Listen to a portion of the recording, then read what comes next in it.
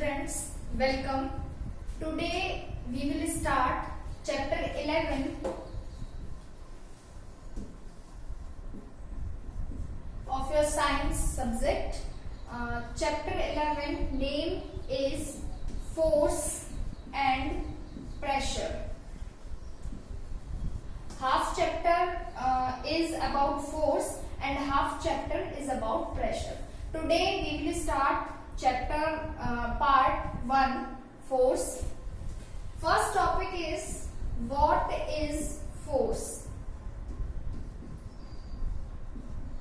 and second topic we will discuss about effects of force.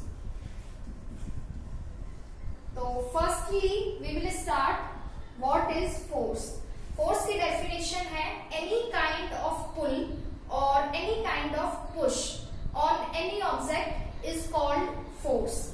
Push और pull आप समझते हैं किसी भी चीज को खींचना अपनी साइड या फिर धक्का देना is called as force. Force को हम क्लासिफाई कर सकते हैं दो तरीके से. हम किसी भी ऑब्जेक्ट पर फोर्स लगा सकते हैं.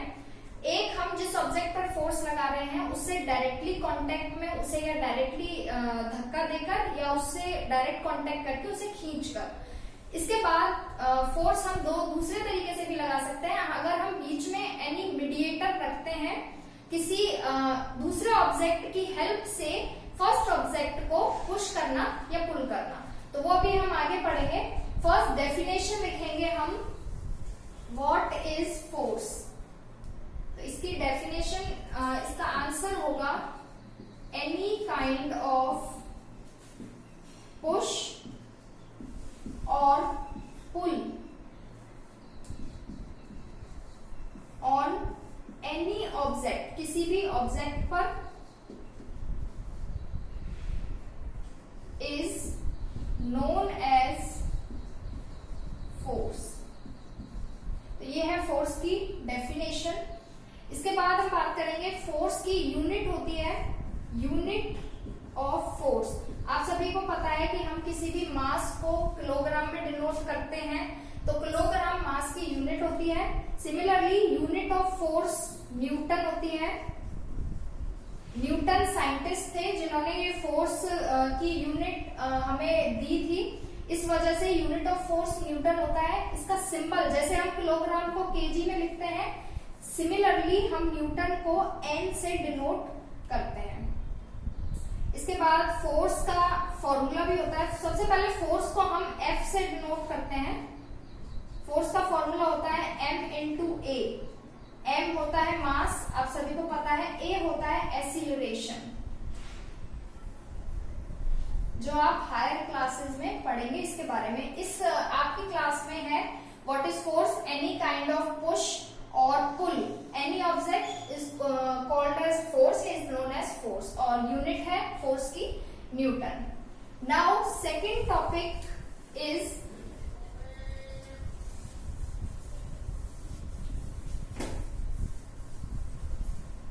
Effects of force.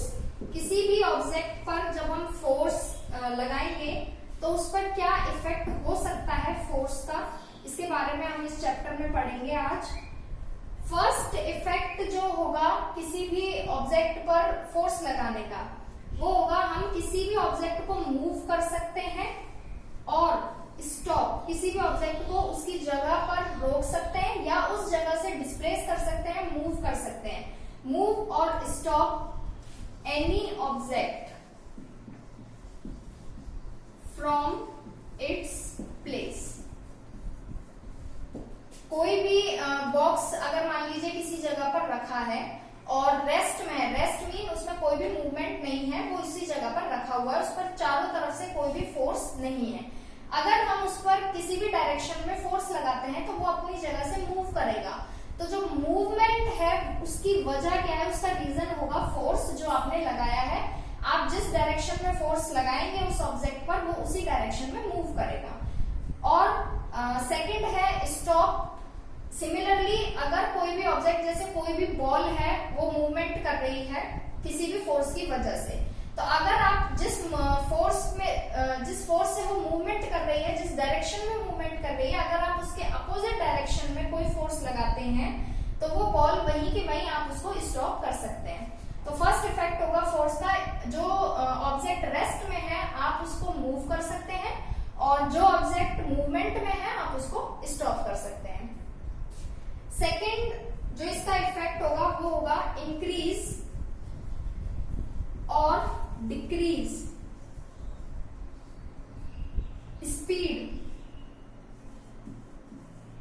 Speed of any object.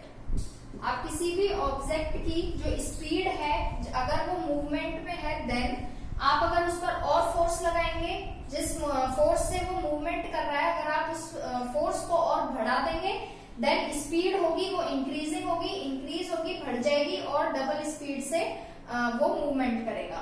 इसके बाद अगर कोई ऑब्जेक्ट का आपको स्पीड घटानी है तो आप उसके अपोजिट डायरेक्शन में आप फोर्स लगाएंगे। इसके बाद कब घटेगी, कितनी घटेगी और जीरो कब होगा मूवमेंट, वो हम अभी आगे पढ़ेंगे कि हम कितना फोर्स लगाएंगे जिससे रेशो कितना होगा उसके स्पीड के बढ़ने का या स्पीड के घटने का। अभी हम इफेक्ट पढ़ रहे हैं। फर्स्ट इफेक्ट था किसी भी ऑब्जेक्ट के मूवमेंट और स्टॉप के लिए फोर्स एसेंशियल है, एंड सेकेंड किसी भी ऑब्जेक्ट की स्पीड को आप घटा सकते हैं या बढ़ा सकते हैं by the application of force. Now third effect of force is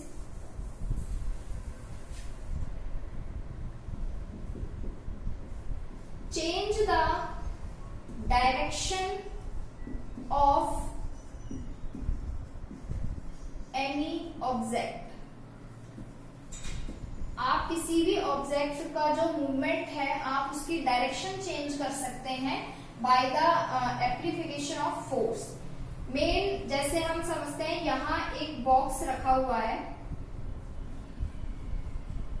ये इस डायरेक्शन में मूवमेंट कर रहा है, इधर से इस पर कोई फोर्स लगाया गया है तो ये इस डायरेक्शन में मूवमेंट करेगा।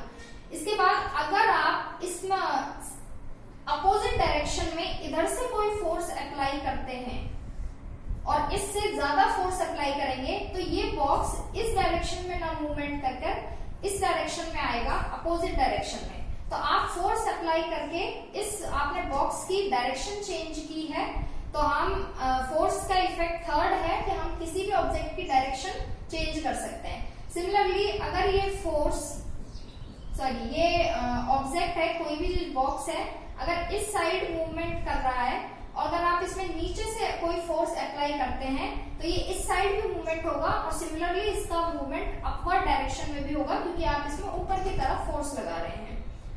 तो थर्ड पॉइंट है effect of force, change the direction of any object. And now last जो इफेक्ट आज हम पढ़ेंगे वो होगा change the shape of any object. Change the shape of any object. आप किसी भी ऑब्जेक्ट पर बाय प्रेशर या बाय फोर्स, और हम फोर्स पढ़ रहे हैं, बाय फोर्स हम किसी भी ऑब्जेक्ट का डायरेक्शन चेंज कर सकते हैं। सिमिलरली आप शेप चेंज कर सकते हैं।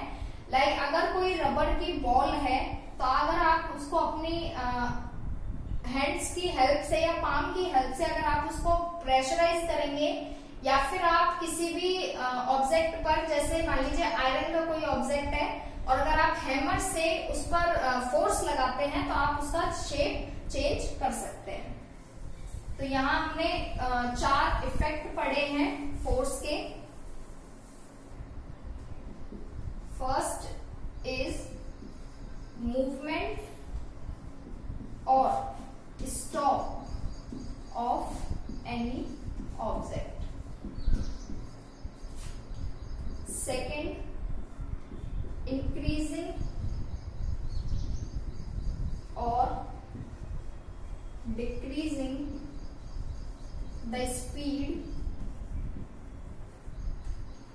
Third, change the direction of any object.